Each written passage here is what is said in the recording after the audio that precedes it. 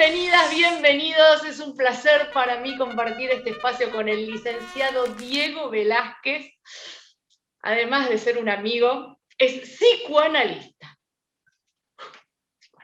profesor universitario, escritor, porque de su autoría 3 libros: La simbolización de la experiencia, Testimonios de la transferencia y Lo que Lacan y Klein sabían del otro.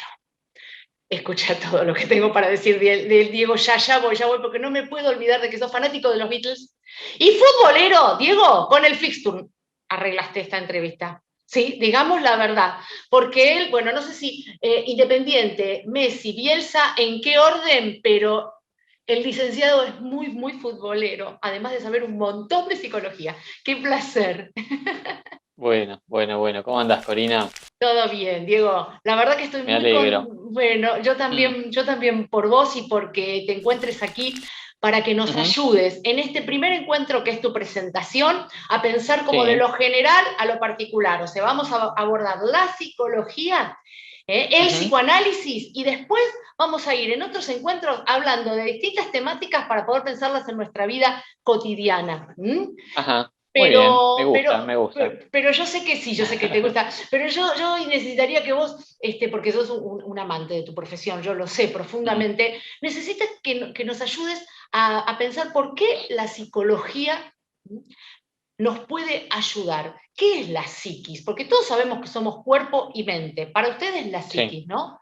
Bueno, y entonces, ¿por qué la psicología nos ayuda y qué pasa ahí arriba, Diego? Mm, Bueno, es muy general. La pregunta realmente es muy difícil. Vamos a tratar de hacerla lo más fácil posible. Es tan difícil como ese ranking que me propusiste, si es primero Independiente, Messi o Bielsa. Eso Ah, es bueno, muy difícil de definir, entonces pero era bueno. re complicado. Sí, era complicado. Bueno, mira, lo primero que habría que pensar es que nosotros no somos solo un cuerpo, ¿no? Bien. Ni fuimos nunca, ¿no? Porque uno puede tender a pensar que cuando nacemos somos un bebé que es un cuerpo y que después algo va creciendo, por ejemplo, va creciendo el cuerpo, va creciendo el cerebro y nos crece la mente o la psiquis. Y en realidad esto no es así, es una cosa como más bien todo, que viene todo junto, viene medio integrado, Bien. y donde nosotros ya tenemos una existencia quizás antes de nacer, porque nos han imaginado, nos han puesto un nombre, nos espera un contexto, una familia, una clase social, una sociedad. Es decir, hay muchas cosas que hacen que vaya naciendo junto con nosotros algo que llamamos psiquis, ¿no? La Sí. respondiste muy, pero muy bien, Diego, porque la Ujú, hiciste simple. Y ahí viene como mm, la segunda pregunta de esto, de si sí, nacemos o no como una hoja en blanco. Porque cuando hablamos de que somos cuerpo y mente, que somos mm, una unidad, y que nuestro ujú, cuerpo es caja de resonancia, muchas sí, veces, de lo que ocurre en esa mente, aparece esta idea mm, de somos el resultado de esos mandatos, esa relación con nuestros padres en una primera instancia, con nuestros vínculos cercanos. ¿Somos una relación con nuestra cultura o traemos algo antes de nacer, además de ser deseados, de tener un nombre, mm, de ser imaginados y en definitiva ser también parte de los deseos de nuestros padres, ¿no? Que le llamamos mandato cuando no entendemos mucho? ¿Puede ser algo ujú. así?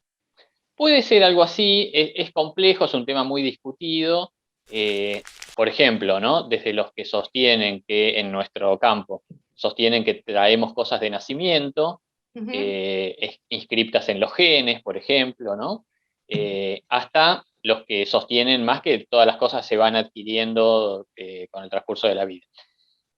Mira, para sintetizar, yo te diría, todos en la psicología o en el psicoanálisis, todos de alguna manera entendemos que algo traemos, ¿sí? Se lo podemos cargar a la cuenta de los genes, Ajá, a la cuenta de la herencia, ajá.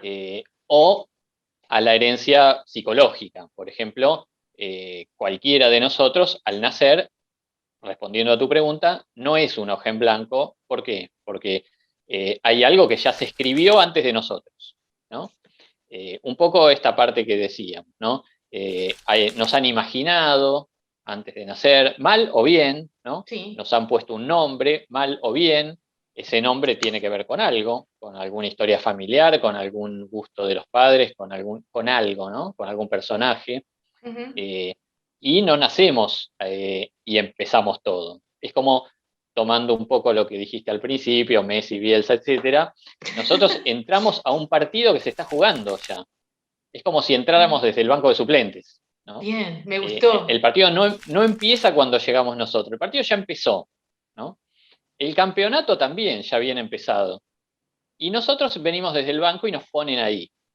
Entonces, ya hay un resultado en curso, ya hay cosas que han pasado, cosas que están pasando, y nosotros no podemos escribir la historia de ese partido nosotros solos, ¿no? Algo vamos a hacer, algo vamos a aportar, porque para algo nos pusieron.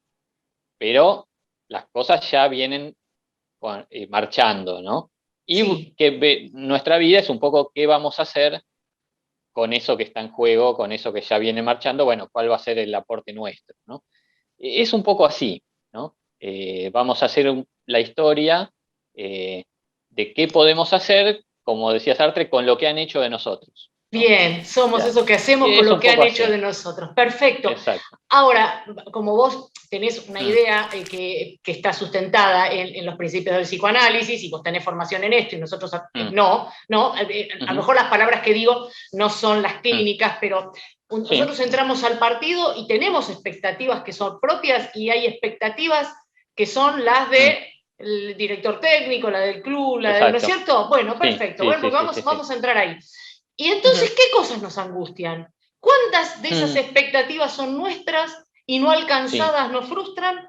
¿Y cuántas de sí, las expectativas de otros, si pudiera establecerse una proporción, son las que nos mm, angustian más? Y entonces mm, vamos a terapia porque no nos sentimos bien. ¿Y con qué sí, cosas se acercan a terapia tus pacientes no sintiéndose bien? En general, para sí. ver si nos pasa a todos, ¿no? Sí, bueno, mira, una cosa que nos pasa a todos de entrada es eso. Nadie llega a una consulta sin que le pase algo, ¿no? Es Ujú. decir, nadie viene como si viniera yoga o en general se viene como se va a un médico, con Sí, alguna preocupación concreta y generalmente cuando ya no damos más, ¿no? sí. Nadie viene previniendo que el año que viene, no, eso es siempre cuando no damos más con algo, ¿no? Y lo que angustia muchas veces tiene que ver con las dos cosas que vos decís. Eh, lo, pero siempre es propio finalmente. O sentimos que no estamos a la altura de lo que los demás esperan, Ujú. ¿no? O sentimos que los demás nos están demandando algo que quizás no nos están pidiendo ni nos están exigiendo, pero nosotros sentimos que es así y que no podemos responder o que no Ujú. podemos colmar esa expectativa. O, Ujú. como vos dijiste también, la expectativa propia, que a veces nos Sí. ponemos y que puede ser desmedida respecto de la realidad, ¿no? Entonces nos ponemos una vara demasiado alta de Sí. algo que en realidad es imposible, no es que nosotros no podamos, sino que es imposible. Y ahí Está. hay una trampa, ¿no? Porque uno se mete a hacer algo que en realidad es imposible creyendo que la falla es propia, ¿no? Bueno, Ah, entonces ahí ah. angustian distintas cosas, ¿no? Está claro eso. Sí, Y esta idea en general de querer agradar al otro, ¿no? Que es constitutivo mm, de buscar el reconocimiento, ser ese objeto sí, de deseo del otro, ¿no? ¿No sí, tiene que ver muchas veces con una falta de autoestima? ajá, Esa desesperación sí, constante por querer gustar, agradar y ser reafirmado por otros y dejar de ser, ¿no? Para agradar, ¿eso puede pasar sí, también? puede pasar, exactamente como vos decís, una falta de autoestima o un exceso de autoestima, ¿en qué sentido? En Ah, que uno cree que le están pidiendo de hacer cosas o que creemos que nos están exigiendo o mandando cosas eh, y que hay metas en distintos aspectos de la vida, ¿no? Pero metas que hay que lograr uh-huh, o cómo hay que sentirse o que no nos podemos poner tristes o que no podemos estar mal. Bueno, distintas exigencias de los demás o no. Muchas veces creemos que los demás nos piden eso y ahí aparece la angustia. Bueno, como vos decías, se puede traducir como la falta de autoestima o a veces la exagerada autoestima en el sentido que uno cree que todos están esperando algo de uno y en realidad no es así, cada uno está en sus temas, ¿no? uh-huh. Y nosotros nos ponemos esas exigencias o esas demandas, ¿no? Me estaba acordando de Sí. algo en eso que dijiste de no permitirse el sentir algunas cuestiones. me acordaba una frase de Freud, no me la acuerdo exacta, ¿no? Pero que las emociones que no son expresadas, es como que uno las entierra vivas y salen de sus peores formas, ¿no?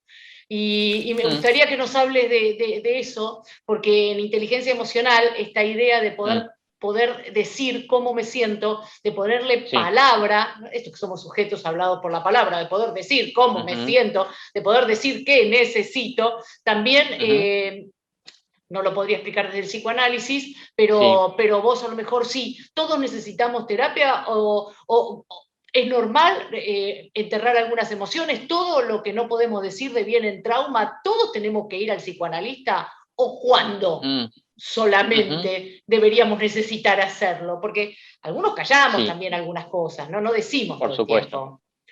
Por supuesto, y además nadie dice que haya que decir todo, tampoco. Eso, porque bueno, ahí mira, justamente con lo anterior, uno capaz que cree que tiene que decir todo y nadie nos está pidiendo que digamos todo, ¿no? Porque hay algunas cosas que se pueden decir con alguien y otras cosas que se pueden decir con otro y otras cosas que se pueden decir con uno mismo y otras cosas que no se pueden decir porque no las sabemos, ¿no? O no las podemos pensar. O sea que hay de todo un poco ahí. Yo creo que, desde ya que no entiendo que todo el mundo tenga que ir a terapia. Tiene que haber un motivo, ¿no? El motivo es, como te decía antes, un momento en que alguien no da más con algo. Puede ser más o menos grave eso, pero hay un momento, un punto donde algo no camina y no se puede más con algo. Pero en general me parece que son momentos, ¿no? Nosotros en nuestra cultura, en Argentina, bueno, eso es muy habitual que la gente consulte. En general es culturalmente es una de las primeras cosas a mano para resolver problemas, es la consulta, la terapia, el análisis. Pero esto no implica que haya que hacerlo siempre ni toda la vida. Creo que cada uno sabe, eso me parece que más que una recomendación de un profesional, es lo que cada uno sabe por dentro, cuál es el momento en que no da más con algo o cuál es el momento en que las respuestas que hay a mano, sean la familia, los amigos o cualquier otra cosa, no cierra o no es suficiente y hay que ir a hablar con otro que esté por afuera de eso y hay que ir a hablar con uno que tenga, con aquel que nosotros le queremos hablar, porque también es algo interesante eso, ¿no? No siempre todo el mundo tiene la posibilidad de elegir su terapeuta o su analista. A veces da con el que puede, con el que está en su obra social, en el hospital o como sea. Bien. Pero si uno tiene la suerte de poder elegirlo, es algo muy interesante, porque ahí alguien va cuando siente que quiere hablar de algo con esa persona. Y a ese o a esa es a quien le queremos decir eso. Sí, ¿no? porque ese vínculo de confianza que se tiene que establecer con el psicoanalista es porque yo siento también, yo no hice psicoanálisis, pero hice terapia, y en general las cosas que más nos duelen, nos cuestan, son aquellas que nos terminan causando vergüenza.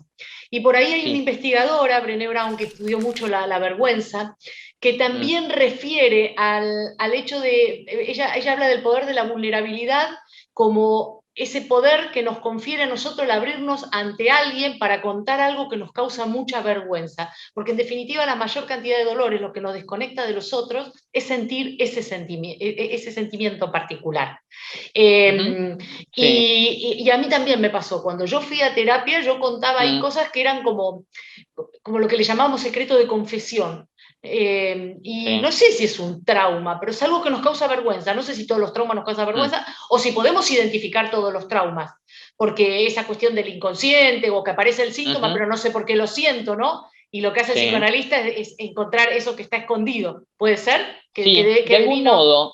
Sí, tampoco te diría que es el psicoanalista una especie de detective que va a encontrar lo que está escondido, sino que, claro, sí, me parece que ahí es de a dos, y esos dos que están hablando ahí empiezan los dos a descubrir juntos algo acerca de uno de ellos, ¿no? Que es el paciente. A mí me gusta pensarlo así, es decir, viene alguien que no sabe por qué le está pasando lo que le está pasando, por qué está sufriendo así, pero nosotros tampoco de antemano sabemos, al menos esa es mi forma de trabajar, ¿no? No es que somos un experto que sabe descubrir en el otro lo que el otro no ve, sino que eso lo vamos a empezar a saber los dos juntos ahí. Esa es la idea un poco también, dicha así muy rápidamente, del inconsciente. No es algo oculto que nosotros somos un experto en descubrir, sino que es algo que se va a empezar a manifestar en eso que los dos van a estar ahí hablando y compartiendo juntos, y que entre los dos van a construir un saber acerca de eso. Bien. Esa es un poco mi idea de las cosas. Por eso es interesante lo que te decía antes, cuando alguien puede elegir con quién va a ir a hablar, ¿no? Uh-huh. Y eso a veces tiene que ver con recomendación de un amigo, no con cosas técnicas ni profesionales, sino con un amigo que te dice, con esta persona me fue bien. O vos lo conociste a ese terapeuta, ese analista lo conociste en algún ámbito, uh-huh, de la vida o de trabajo o en una charla o lo que fuere, sí. y te parece que es esa persona con la que vos vas a poder hablar de una manera distinta a como hablas con cualquier otra persona. Bien, entonces hacer terapia nos hace sentir más livianos. ¿Puede ser algo así?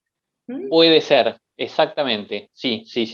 Y empezar a, digamos, a dejar afuera de la mochila cosas que estábamos cargando innecesariamente, o cargando de más, bien, ¿no? O sufriendo de más, porque digamos, el sufrimiento de la vida no se puede eliminar.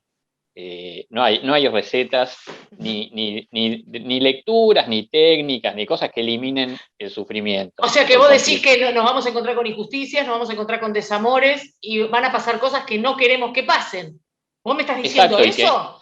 Te estoy diciendo, y te lo advierto ya antes de que te hagas cualquier ilusión. Pero, no, ya me había dado cuenta. Lo decimos para los más jóvenes, por las dudas, ¿no? No, por supuesto. Bueno, les avisamos que esto es así. Obviamente nos vamos a encontrar en la vida con duelos, con cosas difíciles, pero que no son las que dependen de nosotros, digamos, ¿no? Lo que puede suceder en un análisis es que uno va sacándose de la mochila esas piedras de las cosas que tienen que ver con nosotros, las que podríamos evitar. Bien. Porque si estamos sufriendo porque hay una pandemia, bueno, eso no lo podemos evitar. Bueno, los infortunios de la vida. Lo que podemos los infortunios evitar, de la vida, sí, perdón, lo que podemos evitar. No, lo que podemos evitar es los infortunios que nos hemos agregado sin necesidad, digamos, ¿no? Uno lo ve después, eso, por supuesto. ¿Las resistencias nos hacen más fuertes? Es difícil. ¿Hay que evitar el sufrimiento todo el tiempo, digo? No, todo el tiempo no, desde ya. Me parece que hay, como te decía, quizás que evitar el sufrimiento innecesario, o el sufrimiento por demás, o el que está de más, digamos, ¿no?